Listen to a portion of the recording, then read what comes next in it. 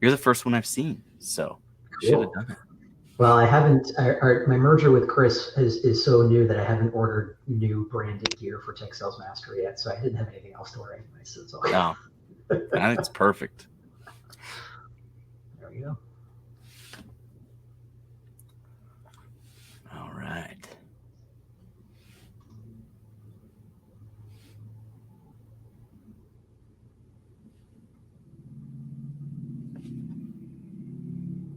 All right. Looks like we have some people joining.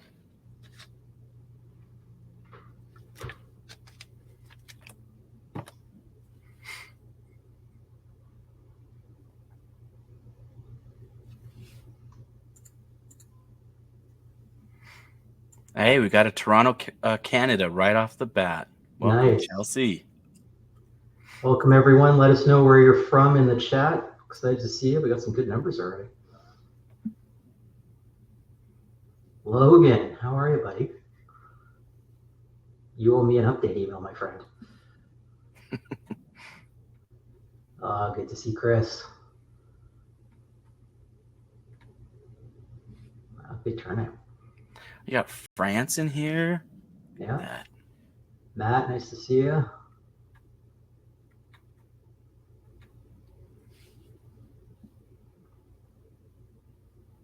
Oh, we are representing. This is great. Dubai. Dubai, the Netherlands, Germany. Wow. It's got to be an odd hour in Dubai. Thanks for staying up for us. No pressure on me. Yeah, exactly. Exactly. All right, maybe we'll give it another minute. We've got a great group. India. Yeah, that's Love it. that's our furthest. Berlin, Romania, Chicago. Awesome. Nice. UK. Okay. PA, there we go. Well, let's get this started. We're really excited, and thank you everyone for joining us for Turbocharge Your Pre-Sales Skills, Learn the Right Way with Carrie Sikowski. My name is Alex Edwards. I'm the Vice President of Client Success here at Consensus, and I will be your moderator for today's session. DemoFest is presented by Consensus. Consensus is leading the world into the new era of demo automation. Our platform gets your buyers what they need when they need it. It then multiplies your revenues team's impact with unique insights on those buyers. And as a result, you'll see faster close times, larger deals, and higher close rates. You can learn more at goconsensus.com or view the automated micro demo at the link in the Docs tab on the right of your screen. Now, we encourage everyone to participate in today's session. On the right side of the console, you'll see a few ways that you can engage with us throughout the session. The chat function will allow you to engage with us as well as other attendees. And our speaker will be taking questions from the audience at the end of the session, but we encourage you to ask any questions at any time through the Q&A box. If at any time you're having any technical difficulties, head to the gear on the bottom of your screen, and here you'll be able to see the document to help troubleshoot common issues. And now I'd like to introduce my friend Carrie Sikowski, co-founder of Tech Sales Mastery. He's a 20-year pre-sales veteran and thought leader and architect of the industry's most comprehensive demo performance scorecard. He brings his clients a wide breadth of diverse perspectives from working with dozens of pre-sales organizations across the globe, and has repeatedly been ranked as a top-rated DemoFest speaker. Tech Sales Mastery offers a suite of live and virtual enablement programs for sales engineers and technical sellers, including the industry's most comprehensive pre-sales certification program based on Chris White's best-selling book, The 6 Habits of Highly Effective Sales Engineers. And with that, I would like to kick it over to you, Carrie. Thank you, Alex, for the kind introduction. And hello, everybody. All right. As Alex mentioned, if you have any questions, please put them in the chat. Alex is going to be monitoring those throughout. If there are any that are really pressing based on where I'm at in the presentation and the topic we're covering, he will interrupt me and we'll try and address them at that point in time. But if we do miss it, we will absolutely get to as many as we can at the end of the session. All right, I am going to go ahead and share my screen here. Bear with me one sec. All right, that's it. on. There we go. All right, can everyone see my screen? Hands up. I'm going to assume that's a yes. All right, we got some positives. Beautiful. All right, so let's dig in here. So what are we talking about today? So in pre-sales, we spend a lot of effort on honing our craft, right? Why else are you in this session today and all the other ones at Demo Fest, aside from the fact that you may want to get some great new consensus swag, which is pretty cool. So it's the first time I presented in my Demo Fest gear. But the fact is, we do lots of stuff. We watch webinars, we listen to podcasts, we read books, we spend way too much time on LinkedIn following our favorite thought leaders. We shadow our peers. We do all of this stuff. And yet despite that, what seems like a massive investment, often we only retain a small fraction of what we're exposed to. Our enablement tends not to just be ineffective, it also can be really inefficient. And so how do we improve that? How do we retain more information? How do we better assimilate new concepts and improve our performance and do so in a time-efficient manner? And that's really what we're going to address here today. So we're going to start a little bit around discussing why learning is challenging in the first place. What is it that makes this so hard? And then we'll discuss a couple of the reasons why the current learning methods that we're engaged with, or that we tend to be engaged with, tend not to be as effective as they should be. We'll then dig into why it's really important to get this right. And then I'm going to leave you with 5 key takeaways on how to improve your learning. All right, so without further ado, let's jump in. And so we're going to do a little word cloud experiment here. So take a second and take a picture of this QR code. It'll take you to Mentimeter. You can also go to menti.com and enter in the code on the bottom left there. And we're going to open up a poll. And I'm curious to get a sense of basically, what do you think the skills are that you need to be proficient in pre-sales? What does that actually look like? I'm going to go ahead and open up the results here. All right, so people are starting to come in now. Teaching, storytelling, that's great. Should be able to enter in at least 3. Keep them coming because there's a lot, I'm imagining. Empathy, active listening, beautiful. Storytelling, presentation skills, communication, dynamic thinking, great one. Business skills, discovery. All right, awesome. So this is a great list. And really what this is indicative of what is pretty obvious, and that is being an effective SE really requires an extraordinary breadth of skills that we're expected to be proficient at. You've got the obvious ones like hard skills, like product and technical knowledge and domain expertise, but then there's this seemingly endless list, and you all did a great job of capturing that, of soft skills. Effective communication, storytelling, audience engagement, presentation skills, question and objection handling, teaming and partnering with sales and customer success, a slew of others. And the issue is that perhaps the scariest part about all that stuff we need to know is that these days we're almost being asked to take on even more new skills like video editing or AI prompting, and for some even customer success type responsibilities. And so with so much to master, we simply do not have the time or the luxury of ineffective enablement. We have to do this well. All right, so we're going to do another poll here. And in this one, we want to know how many products or solutions do you support in your role? Let's move to the next one here. There you go. That should come up now. Let us know how many products or solutions you report. Wow, first one was more than 11. Okay, decent mix here. A lot of people fall in the middle. That's sort of 3 to 5 sweet range, sweet spot. Okay, so good mix here, but for the vast majority of us, there's a lot of products that we're supporting. Now hold on to those results for a second. We're going to get to why that's important. All right, so let me get back to it. All right. So not only is the breadth of skills that we're required to be good at increasing, but the sheer volume of information that we're required to know and be proficient with continues to grow, putting us in basically a race against time to keep up. So think about how often you get formally enabled by your product team on your releases today. Most of us, it's probably monthly, quarterly, some may not even be that often. Consider now that the average software development cycle today is 7 days. Let that sink in for a second. That's potentially 40 plus new releases per year, and that's per product. So for you poor folks that are supporting 10 or more, you could be talking about hundreds of product releases that you need to get enabled on in a given year. Now, the median number of products that are supported by SEs according to the census's latest sales engineering composition and workload report, and if you're not familiar with it, highly recommend you download it. I'll also be doing a session in about 2 hours with Mark Reed talking about some of the insights in it.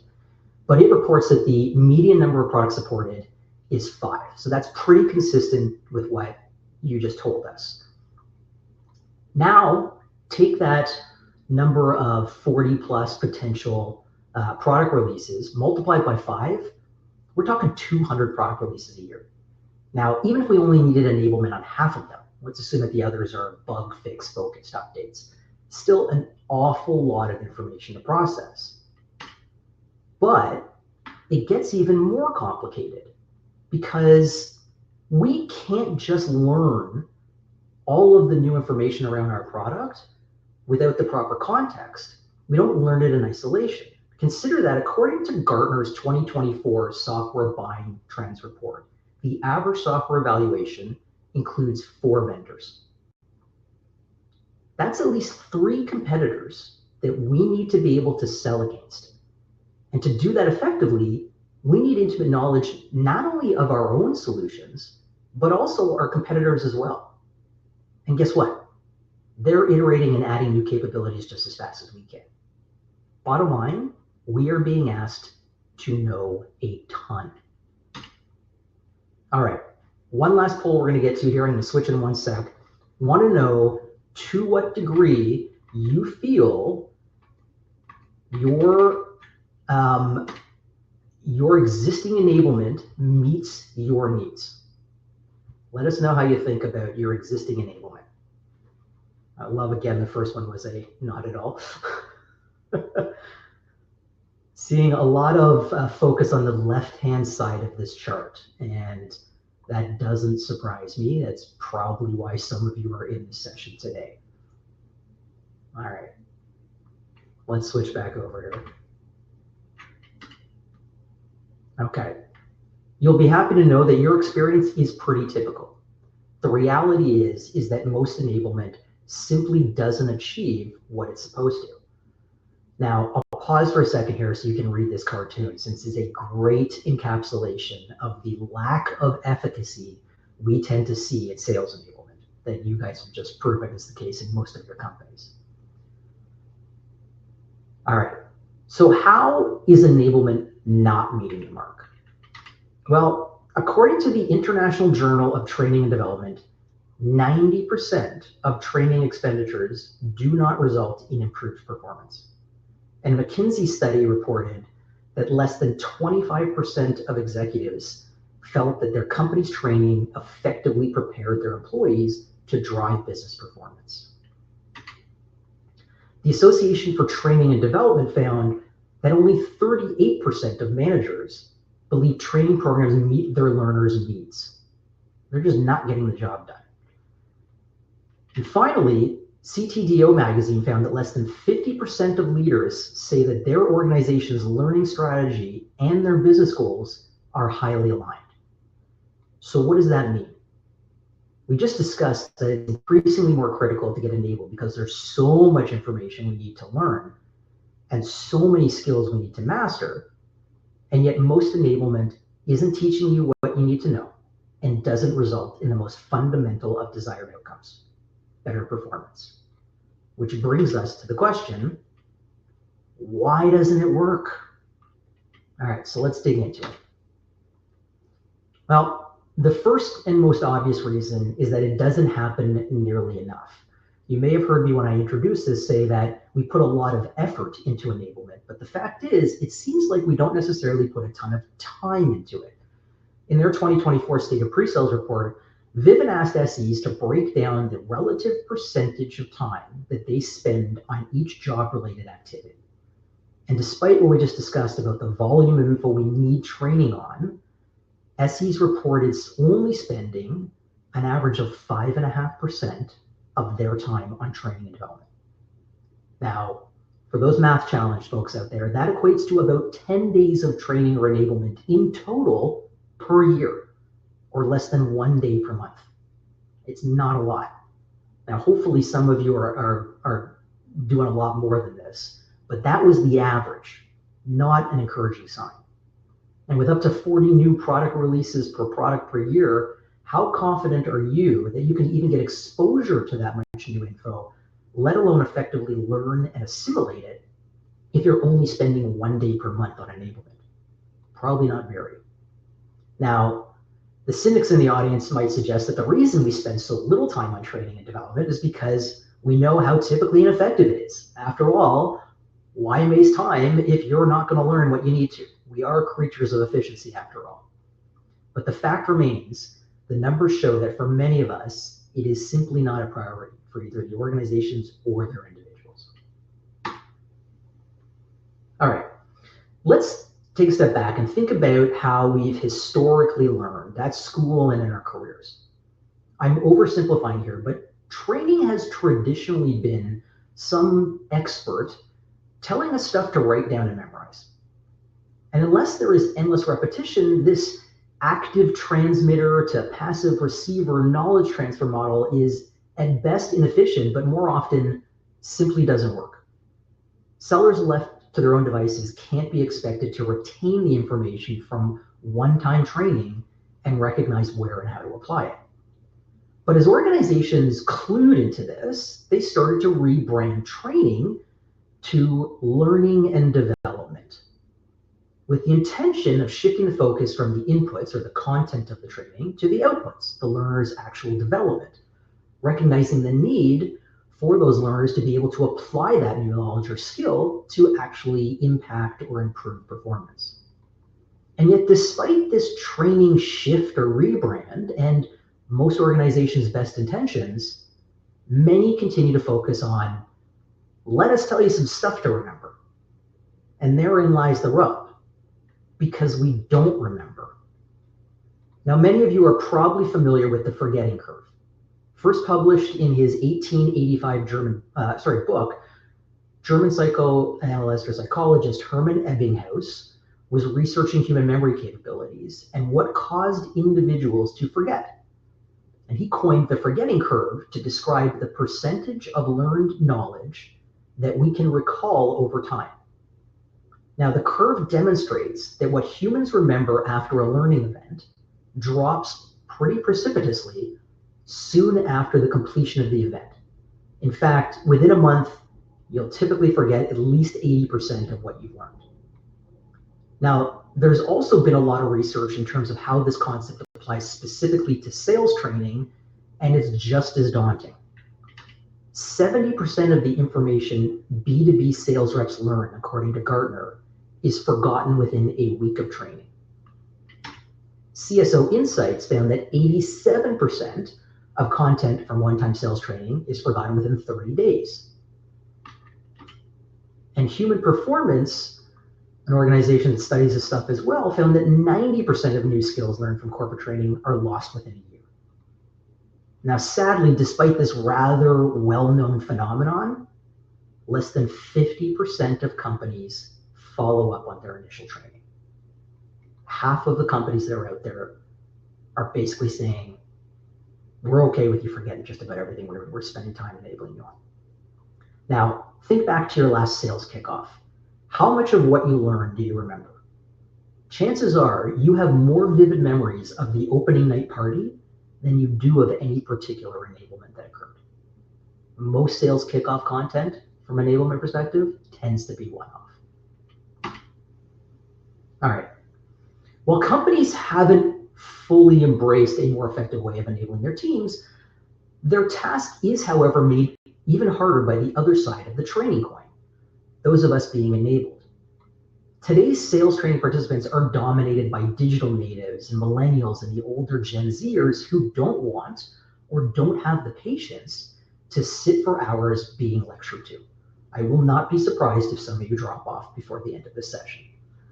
Now, whether the training, and that's true whether the training is on-site or virtual, they just lose focus and don't care. On top of that, sellers and sales managers have a low tolerance for training that's not directly applicable to their needs, so they disengage when that training misses the mark. And as we heard earlier, that training very often misses the mark. Oop, went ahead of time, sorry. So if we deliver training that's boring or disconnected from daily work or delivered by someone who just doesn't have or can't gain the audience's respect and trust, unsurprisingly, we're going to lose our sellers' attention and their engagement. Now, the Center for Modern Workplace Learning found that 93% of employees prefer to learn on the job. The truth is, we're busy multitasking and have a limited attention span. If organizations want sellers to learn something new, they have to offer bite-sized pieces of information that don't take too much time to consume. Here are a couple of the other things that learners are looking for from their enablement today. Well, first of all, it should be deliverable on demand and on the devices and mediums in which people are already working. We consume everything else on our mobile devices and expect to be able to do the same thing with our learning. Sellers won't engage with content if it isn't inspiring, immersive, and interactive. PowerPoint decks like this one simply don't cut the mustard on their own. There's a reason I took a few Mentimeter polls at the start and encouraged you to add some questions or tell us where you were from in the chat. We want to make this more interactive. Learners also want to ask questions, compare notes, and collaborate, but not just between them and the experts. They also want to do that amongst their fellow learners.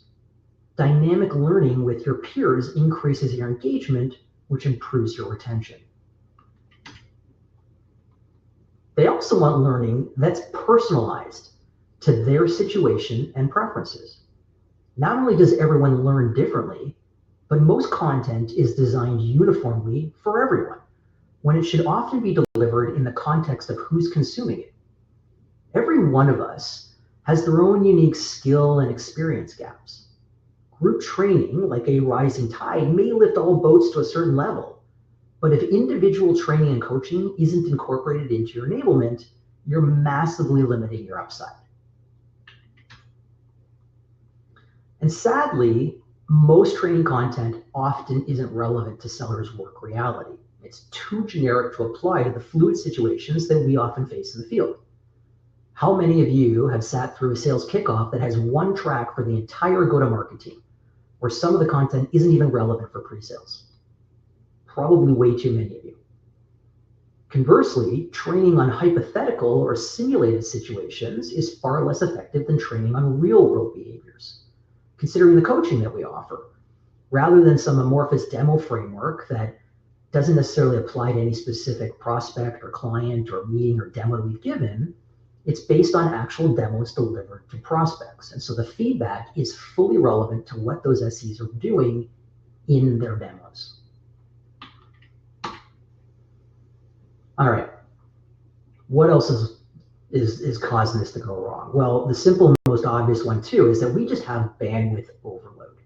If we think back to the previous slide tracking where SEs spend their time, there were 15 different items listed, and our roles continue to expand as you guys so wonderfully contributed in that first word cloud. In the consensus report this year, only 2% of us in pre-sales reported that we support sales exclusively. Other groups that are making demands on our time include client success, marketing, business development, product development, and even channels. We are simply overloaded with requirements, requests, and asks from our time from every direction. Tell me if this scenario sounds familiar. You have an enablement meeting with product management on the calendar, but a few hours before it's supposed to start, You get invited to a discovery call, or you remember you need to customize something else for the demo you have later that day. How many of us drop the enablement call for the more direct revenue generating activity instead? Probably most of us, often with the rationale that it's more time sensitive and we can just watch the recording later. Only after the discovery call or demo, something else comes up that swallows our attention and time. Eventually, a few days pass, and despite good intentions, we completely forgot about the recording entirely and don't even watch it. The bottom line is, if we don't purposely and regularly prioritize our own learning and development, it will get deprecated to other more important or urgent tasks. Aside from bandwidth overload, we've also got learning overload. To learn, we need to transfer information from our working memory, where it is consciously processed, to long-term memory, where it can be stored and later retrieved. Now, working memory refers to your ability to manipulate and remember information over a short period of time. For example, if while talking to someone, they give you a password to write down, you might have to silently repeat the password to yourself while you search for a piece of paper to write it on. This could be more difficult if you tried to continue with the conversation you were having as you were searching for the paper. Your ability to follow along with the conversation while looking for the piece of paper and while repeating the password to yourself is your working memory. Now here's the problem. We have limited working memory capacities, and they can be easily overwhelmed by tasks that are cognitively too demanding. Understanding new ideas is hindered if we are confronted with too much information at the same time. This is most famously represented in Miller's Law, a cognitive psychology principle that states that the average person can only hold about 7 plus or minus 2 items in their working memory at a time. The number goes down with the more complex the information that you're processing is. Similarly, there are other factors that can actually improve it. So the more emotionally tied to the information we are, the more we can remember, and the more importance we attribute to it, the more likely we are to remember it. But why is this an issue? Well, how many pieces of information or learning are you typically presented at once? Chances are your enablement happens in highly condensed sessions, like a product enablement call that covers dozens of new features, or a demo fest presentation like this one that tries to impart way too many ideas in a short period of time. When we're presented with too many new concepts simultaneously, we can only process a limited number of them. All right, so we talked earlier about the need for enablement to be applicable and relevant. That means we need our instructors to not only be highly capable in terms of how to train or coach effectively, but also to be versed in our perspective of the material so they can present it in a way that's going to resonate with us. But are they qualified? Well, Vivin's State of Pre-Sales report showed that the numbers are getting better, but they're still not great. 61% of organizations have a formal pre-sales enablement program, which is decent. That's a good number. But only 44% of pre-sales teams actually run their own program, meaning the enablement content or those delivering it, or both, may not be able to adequately address our unique needs. Even if the instructor's from pre-sales, it's typically a first-line manager. But in many cases, those first-line managers lack any formal coaching or training expertise. They've simply never been coached on how to coach. If facilitators don't capture the attention of or inspire the participants, or if learners don't respect the instructor, engagement in the learning process understandably drops, which massively reduces its efficacy. Another challenge is that because most organizations don't have formal coaching frameworks, the coaching that is delivered tends to be highly variable in terms of quality and quantity. The next time you interview for a new job, consider asking your prospective manager what their coaching qualifications are. And in a few slides, I'm going to tell you just how impactful your manager's coaching ability can be. Even if you get a pre-sales instructor who knows what they're doing, there's another problem. Chances are you're still going to be dealing with bias. There are a number of implicit or unconscious biases that can come into play with enablement. One, most obviously, is to your product or your domain. Sometimes we're so familiar with our solution or our market that we assume people understand things that they actually don't. We therefore miss coaching on the obvious things, even though they're not obvious to the learner. Another bias is between the coach and the learner, especially if there's an existing relationship, and even more especially when it's a manager coaching a direct report. How the participants feel about each other can impact the quality of the coaching to a high degree. If the manager has a great relationship with the SE, they may be more reluctant to share hard truths. Conversely, if the SE has a less positive view of the coach, they may be more dismissive of their advice. One way to avoid this entirely is to consider external coaches or trainers where appropriate. Bottom line here, even if the content is great, we also have challenges around who's actually doing the enabling.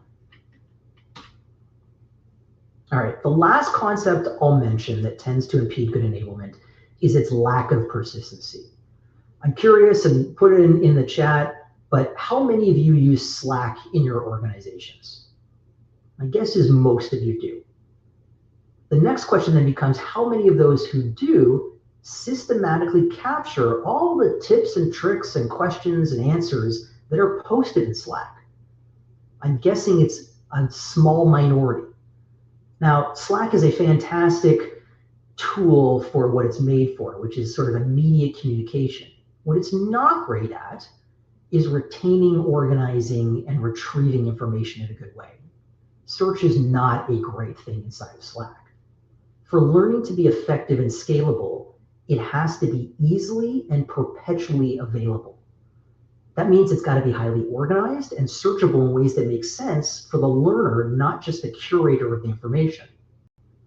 When I've created team wikis or knowledge bases in the past, one of the keys to their success and pervasive use was referencing each asset of information in multiple places on the wiki so that people could find things no matter how they're personally conceptualizing or categorizing that info themselves. If people can't find the learning and content they need when they need it, they may not only waste precious time, but even abandon the search entirely. Okay, so why is it important to get this right if it wasn't completely already obvious? Well, here's an interesting one. For both SEs, individual contributors out there, as well as pre-sales leaders, it turns out we really care about getting better. I'll take your participation in this session as a good example of that. We all know voluntary attrition and churn is particularly painful for pre-sales organizations.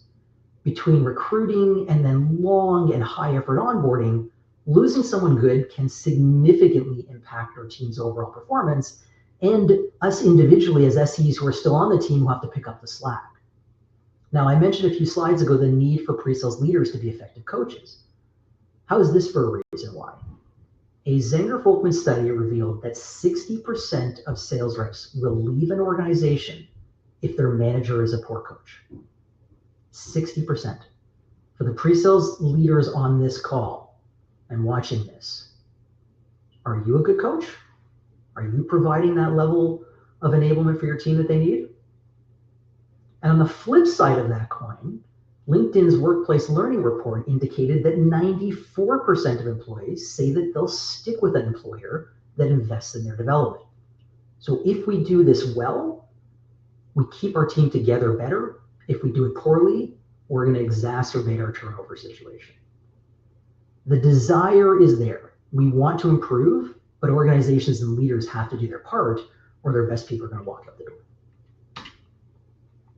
The good news, and yes, there is some good news here, I'm not all doom and gloom, when it's done well, enablement works.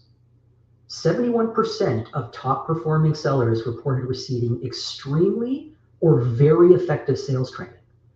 That's 58% higher than the 45% of non-top performers who said they got it, good quality enablement. And the same holds true for leaders. 60% of top performing sales managers reported receiving extremely or very effective sales training, which is a 50% increase on the 40% that didn't, or that aren't top performers. Additionally, 63% of sellers are more likely to be a top performer when they have three things: effective sales training, regular ongoing sales coaching, and an effective sales leader. Remove any one of those and the likelihood of achieving top sales performance decreases. So again, organizations need to ensure that not only are they delivering effective enablement programs, but they are properly training their leaders to be effective coaches. And when they do, they're much more likely to see it pay off. Okay, so we've covered why learning is challenging, why many current learning motions aren't as effective as they could be, and why we need to get this right. Now let's dig into 5 ways that you can improve your learning. And I'm going to throw in a little bonus one at the end as well. All right. By the way, if you can put Bart Simpson in your presentation, it's a victory, at least from my perspective. The ultimate goal of enablement is to develop our sales muscle memory. We spoke about the forgetting curve and the lack of effectiveness of one-time sales training. If we want to retain and apply new skills, reinforcement is necessary with multiple exposures to the most important topics. Now, I mentioned it earlier, but it does bear repeating. Sadly, less than 50% of companies follow up on their initial training. That needs to change. The best way to combat the forgetting curve is by utilizing a concept called the spacing effect, which was also discovered by Herman Ebbinghaus. It turns out memory mastery and more effective learning comes from repeated exposure to material at spaced intervals. More information gets encoded into our long-term memory when it's studied in spaced out sessions, a process commonly referred to as spaced repetition. And that's why cramming may work short-term for a test you have tomorrow, but is not effective at all for long-term memory. Even something as important and frequently used as language can decay if not put into regular use. A 1993 study illustrates the importance of not just the repetition, but the spacing between sessions. In it, 4 people were asked to learn 300 words in a foreign language. They were given basically several training sessions conducted in spaced out intervals over several days, and then tested for their retention. The study found some pretty fascinating things. It found that having 13 training sessions spaced across 56 days was the equivalent to having 26 training sessions across 14 days. Increasing the time between sessions increased the efficacy by double. The same information was retained in half the number of sessions. The power of spaced repetition and interval reinforcement cannot be overstated. Exposing learners to an idea just 6 times with breaks in between can boost retention rates to over 90%. Now, here's a small tactical tip to help with this. Whenever you get enablement, schedule your information reviews or your repeat sessions in advance. This becomes a forcing mechanism by adding it to your calendar to make sure that you actually follow through with revisiting the content on a regular basis. You're essentially committing to that repetition and therefore less likely to prioritize other actions. Number 2, we talked about Miller's Law and our ability, or lack thereof, to effectively process large volumes of information simultaneously. By organizing learning content into smaller chunks, we're more easily able to process, understand, and memorize it. Pat Riley, the former coach of the Lakers and the president of the Miami Heat, sorry for the basketball reference to those who don't watch or play, had a great quote. He said that excellence is the gradual result of always striving to do better. We do not need to go from 0 to 100 in one day. By focusing on small, continuous, incremental improvements, we'll go much further. I'll use an analogy here, and apologies for those who have never golfed before. Yes, I'm using another sports analogy here, but this will hopefully make sense even if you don't play. In golf, there are any number of variables that go into crafting a good swing.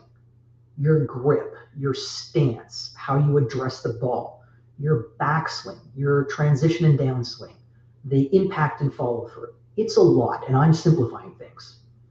Trying to master all the elements at once is next to impossible, as most of the golfers on this call can probably tell you. There's simply too much to learn in the game, decided by fractions of an inch.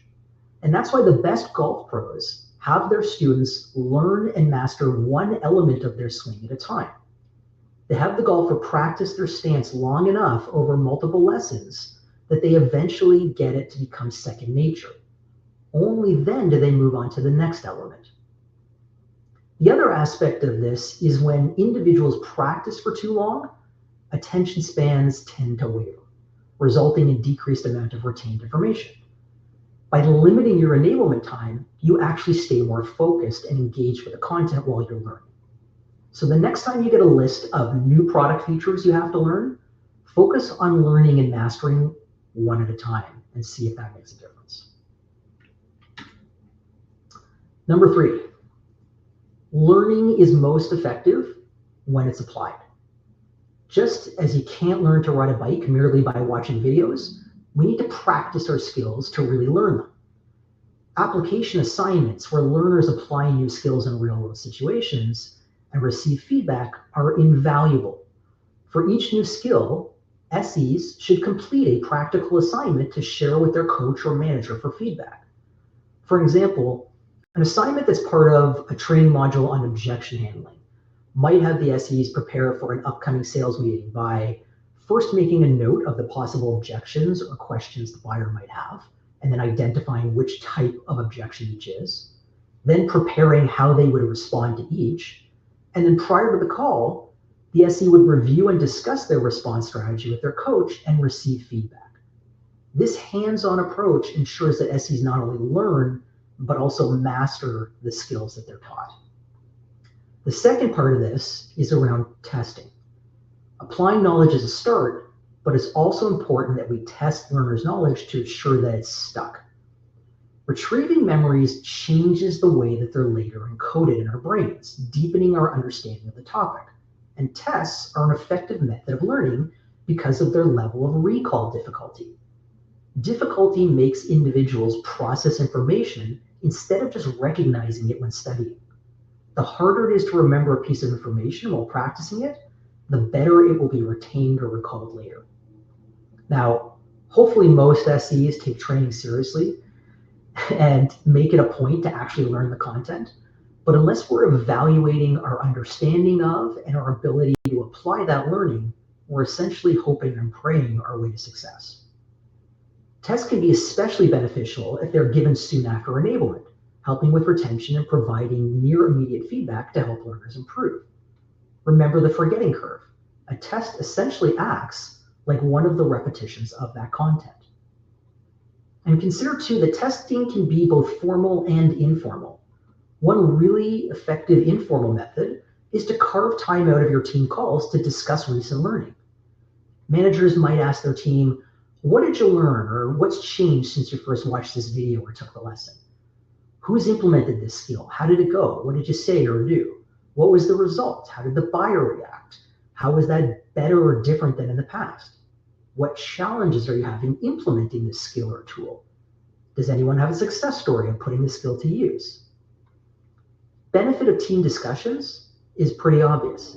SEs get exposed to their colleagues' varied perspectives on the new content or skill in a practical context, furthering their comprehension on the topic, and like we talked about earlier, making learning more collaborative. Enabling goes beyond training. It's about creating a culture of continuous learning, embedding effective sales methods, measuring performance, iterating on what's working, and then holding everyone accountable.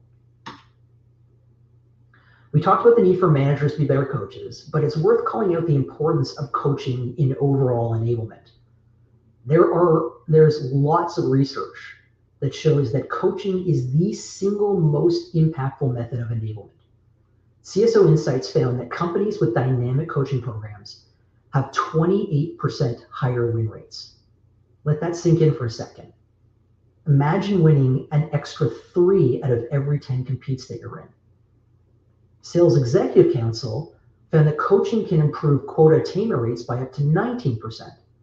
For those of you on commission plans, how much would a 19% bump in attainment mean to your paycheck at the end of the month? Effective sales management and coaching training helps pre-sales managers maximize their team's motivation, their focus, and their results. Not surprisingly, top performers are 51% more likely to receive a regular schedule of coaching. So if you're not already being coached on a regular basis, consider discussing it with your manager. And if they don't feel comfortable providing that coaching or they're unable to do so, ask them to suggest someone else who can. There's an interesting flip side to this coin as well. Coaching others can actually improve your own learning. When individuals learn and review information from new perspectives, our brains reinforce the memory and then add new details.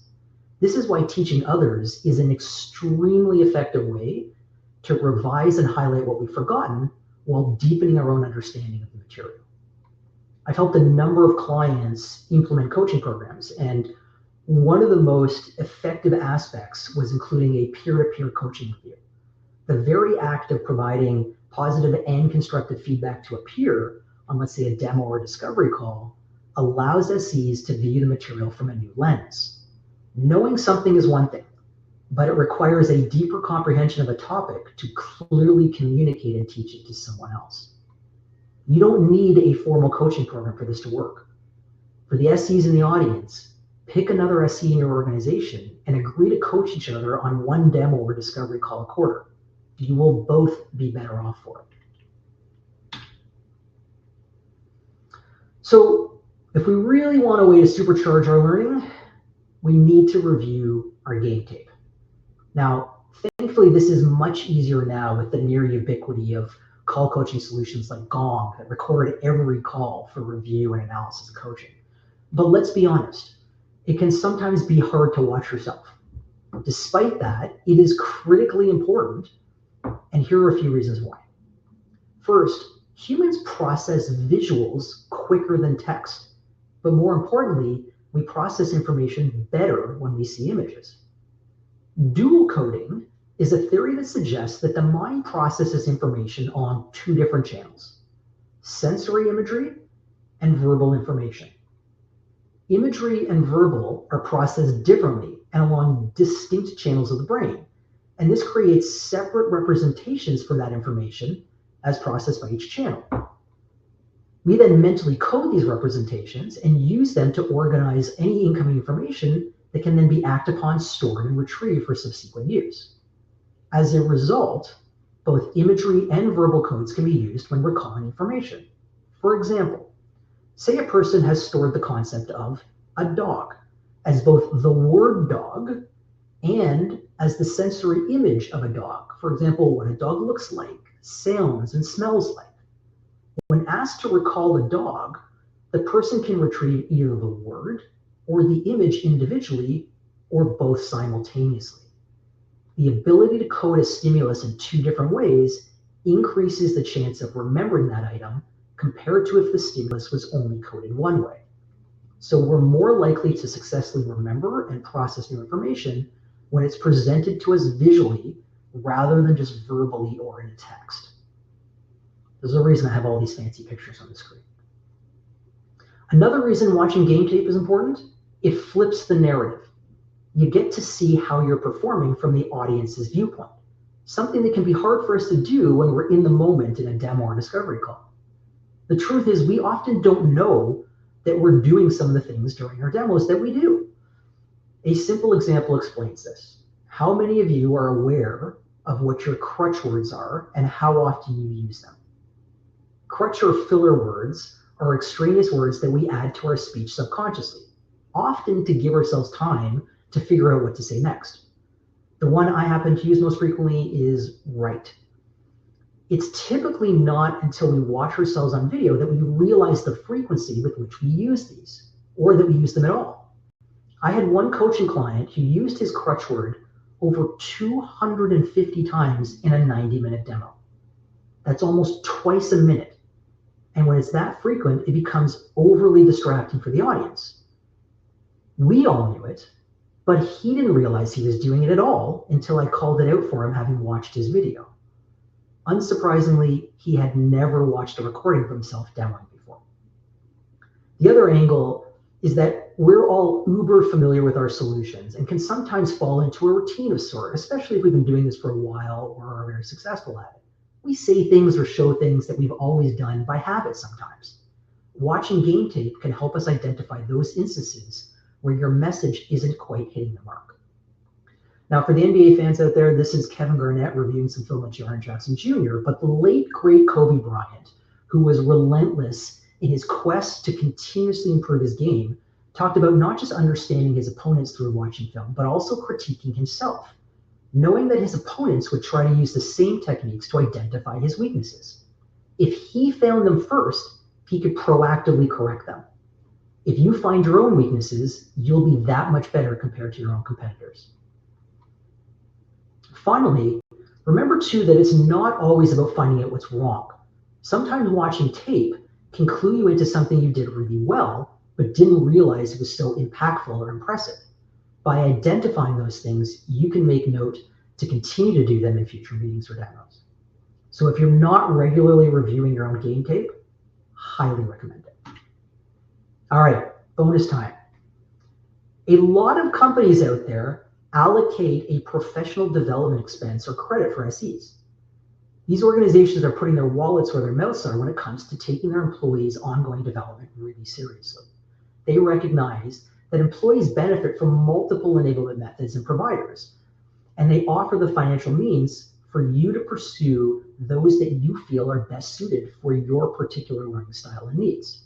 As an example, Amazon increased their funding for employee education benefits in 2022 up to $1.2 billion that year. They'll even go as far as to pay for full university degrees. For most organizations, these benefits tend to be in the $1,000 to $5,000 range per year, but that's still not small change. And these are solid investments for the companies that offer them. Studies have shown that they both increase employee productivity and reduce turnover. We heard earlier that companies or individuals are 94% more likely to stay with an organization than invest in their professional development. Now, unfortunately, 52% of employer-sponsored education benefits go unused. And there's some obvious reasons for that. 48% of employees say they don't even know about the benefits offered by their employer. So for those of you who don't know if your company offers education benefits, find out. Go ask your manager or HR. They'll be more than happy to tell you.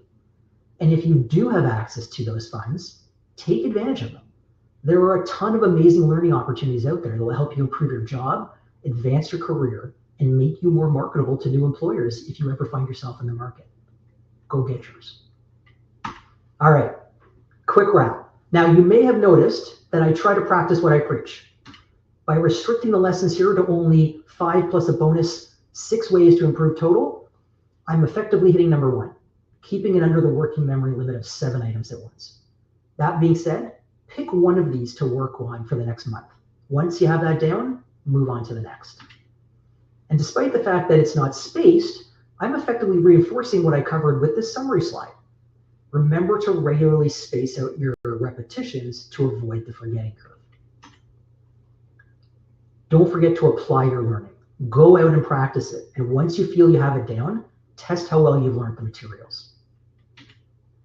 If you're not regularly being coached and coaching others, consider making that a habit to improve your level of understanding and recall. Remember to watch your game tape so you're fully aware of how you're performing and can learn and get feedback on how you behave in real world situations. And finally, take advantage of whatever professional development credits or money that your company offers to get the learning you feel will be most valuable to you. And with that, we have about 7 minutes left. I will wrap. Great. What a session. I was taking a ton of notes for my own team and our enablement needs. So this was very on point, Carrie. We do have a couple questions that we'll rattle off. And there's any other questions, you have the mind of Carrie Sikowski at your disposal. So please drop them in the Q&A here. But the first one here is from Claudia Rodriguez. And she asks, what impact do you foresee AI having on the future of pre-sales training, and how should professionals prepare for this evolution? That's a fantastic question, Claudia. Hopefully, most of us are being proactive and going out and learning about AI. And this is another good example of where you should be taking advantage of professional development credits, because most companies I know have not develop their own internal content around how to leverage it effectively, either in their own solutions or just in your day-to-day jobs. I can tell you that for myself and my partner, Chris White, we do tons of chat GPT stuff to save ourselves a ton of time in almost everything we do. How do I see it changing pre-sales training? I think that it's going to be able to make us be able to find really relevant content and training faster than we can today. It's going to be able to help personalize stuff because it knows for you specifically what you want and can help scale that sort of personalization of the content better than an individual or a sales enablement team would do on their own. Love it. Okay. Second question here from, I'm going to maybe mispronunciate this name, but Elena? How much time ahead would you recommend to start working on a demo? I've noticed if you have a few weeks ahead, other things will be prioritized before that, and only 2 to 3 days before the demo date is when I start working on the demo. Fantastic question. And of course, the answer is it depends. Look, like everything else, the sooner you can get it out of the gate and done, the better, because if you do run into snafus or issues, you'll have the time to work through them. If you're waiting to the last second, you won't. But how much we prepare for our demos is really dependent on a whole bunch of factors: where we are in the sales cycle, how much discovery we've been able to do, how valuable is that particular opportunity, how much effort does it take to customize our demo for it. All of those things that we change is going to determine how much time we need to practice ahead of time, and how familiar we are with the solution, the space, and the customer we're presenting to. Love it. All right, I think we only have time for one more, but this one I stole from the chat. It was from Bethany. Bethany. I'm sorry, Bethany Robinson. She had wrote down, our enablement development is just too slow and we can't get ahead of the curve to create that content. Is there any recommendations on how you can stay ahead of the curve for enablement purposes? Fantastic question. I have worked with a whole bunch of pre-sales orgs around improving the product pre-sales interlock process. And I can tell you what you should try and do is get your own dedicated pre-sales product alignment. The challenge is if we're waiting for when all of the enablement's ready for everybody in the company, it's going to be too late. A lot of us in a lot of our organizations, we're tasked with selling ahead. We're tasked with selling stuff even before it goes GA in a lot of cases. So we need that advanced enablement. So have your leaders talk to product leadership about getting a dedicated enablement track on the calendar for pre-sales. And the nice thing about that too is it's not just going to get you advanced exposure to new information. It's going to allow your team to provide feedback to product before stuff gets released. You've probably got a much better sense of how your clients or prospects are going to receive how things are being implemented or what's not actually being completed, that product may not have quite as much exposure to. So that two-way enablement really is important. It also gives you the chance to focus on what specifically we need to know in pre-sales that other departments may not need. So for example, we need to know not just what the new feature does, we need to know what doesn't it do. And for those situations, is there a workaround? If not, what should our messaging be to deal with that when it comes out? Yep, I love that. All right, well, I wish we could continue because I have a lot of questions just on my own. But thank you so much for participating. There was a lot of great discussion happening in the chat. And if for those who are still here, I'd really love it if you could jump over into the survey and just go ahead and provide some feedback for Carrie on this session. Just a couple closing things the last minute we have here. We're really excited to be bringing DemoFest on the road again. We had a fantastic event in San Fran in February. We're going to be in London and New York City later this year. So please check out and come visit us. If you love this in a virtual aspect, just wait till you get to come in person and network there. We also encourage you to stop by the expo hall to visit our premier partners of DemoFest. And just remember that there's no transfer of money involved in this event. So all of our partners have gone above and beyond to make sure that this is a successful event for everyone. And with that, I really want to thank Kerry for taking the time and sharing his insights and knowledge. I think it's been an incredible session. Up on your screen are the next sessions. You're just going to be automatically pushed into the next session on your track, but you can also switch by just jumping to the agenda tab and toggling to whichever session is most interesting. And with that, thank you all and have a good day.